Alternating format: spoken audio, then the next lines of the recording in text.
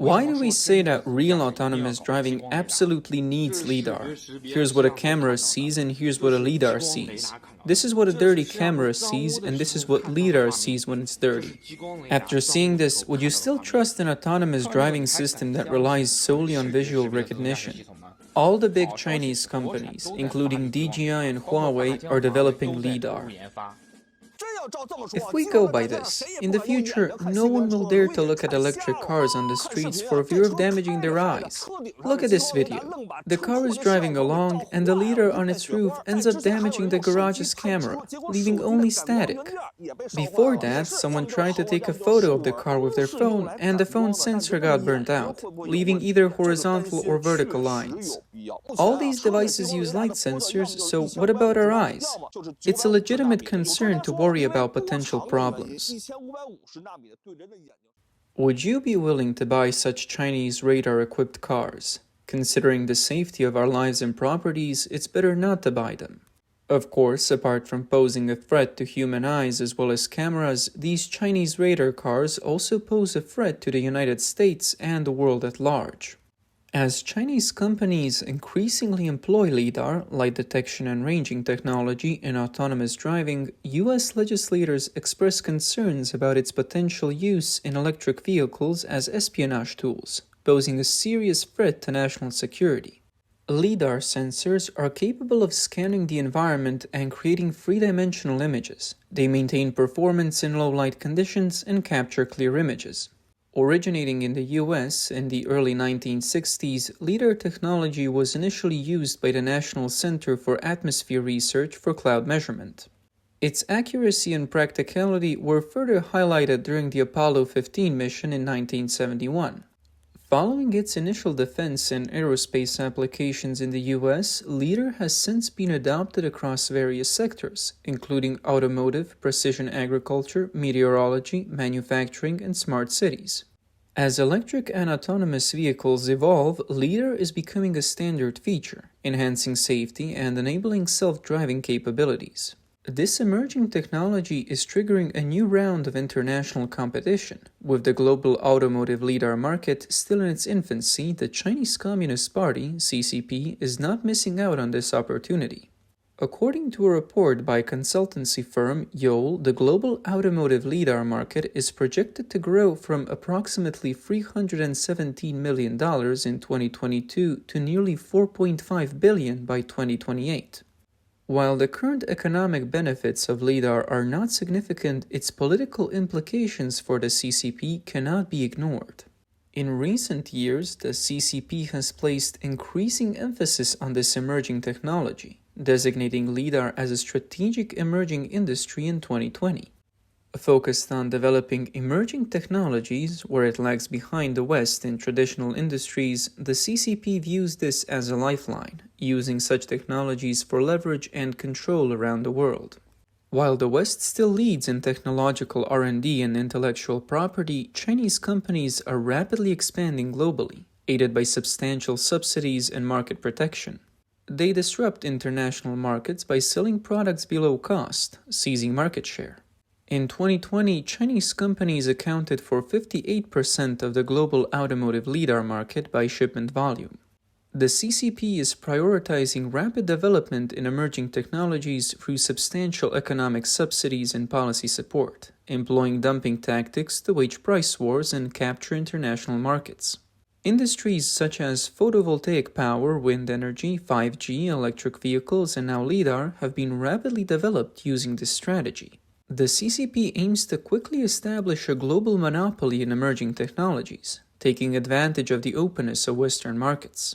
With government subsidies and support, Chinese enterprises easily penetrate markets like the US and Europe, acquiring Western technology and integrating into their capital systems, posing challenges for the US in counteracting this infiltration.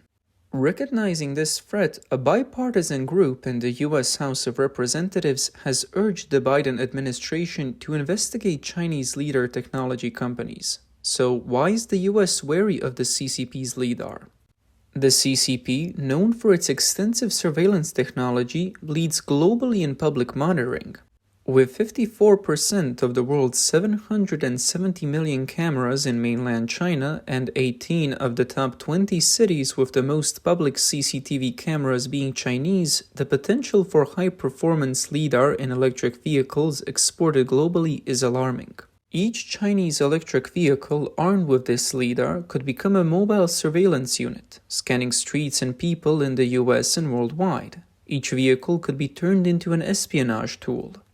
On November 28th, a group of 20 bipartisan legislators, led by Representatives Mike Gallagher and Raja Krishnamurthy, wrote to the Secretary of Commerce, Gina Raimondo, Secretary of Defense, Lloyd Austin, and Secretary of Treasury, Janet Yellen, requesting an investigation into all Chinese LiDAR companies to determine their potential inclusion on the banned entity list.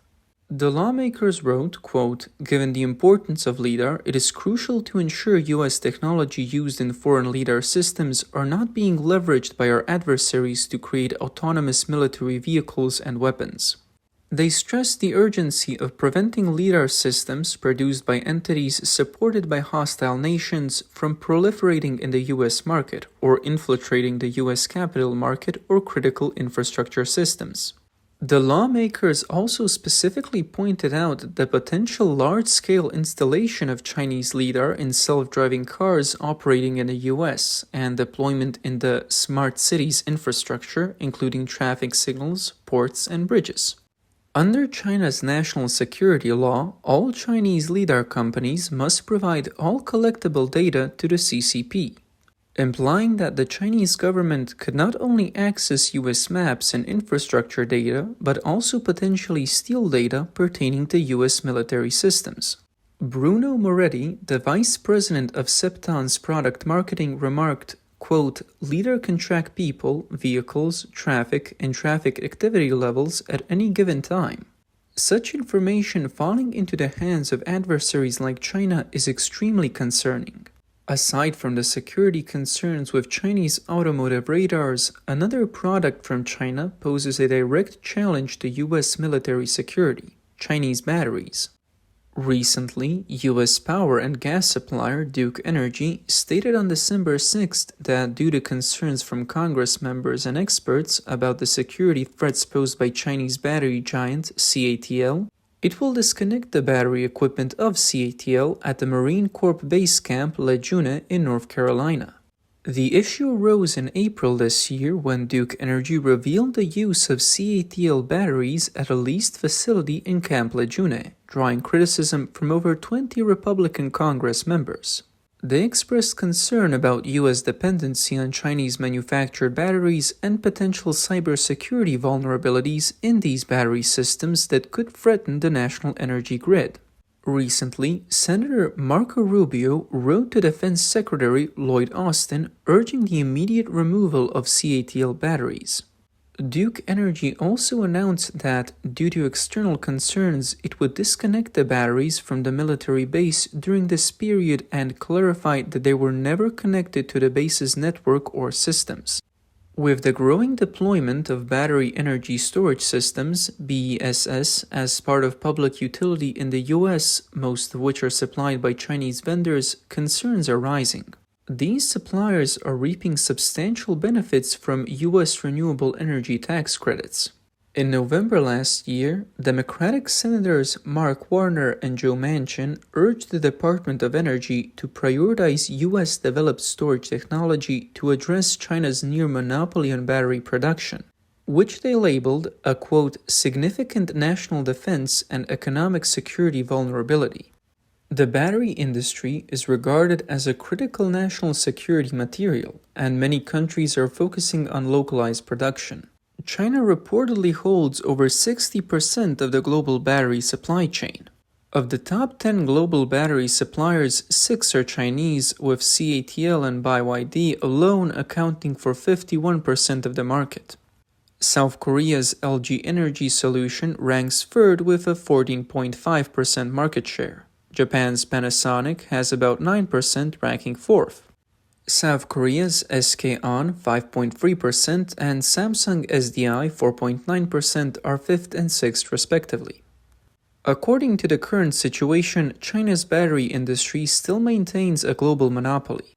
Following Duke Energy's statement, Rubio told Reuters, quote, "Disconnecting systems supported by the Chinese Communist Party is common sense, especially when it comes to securing our military bases." Experts indicate that such battery systems require frequent remote operations, and telecom equipment connected to batteries might be vulnerable to cyber attacks.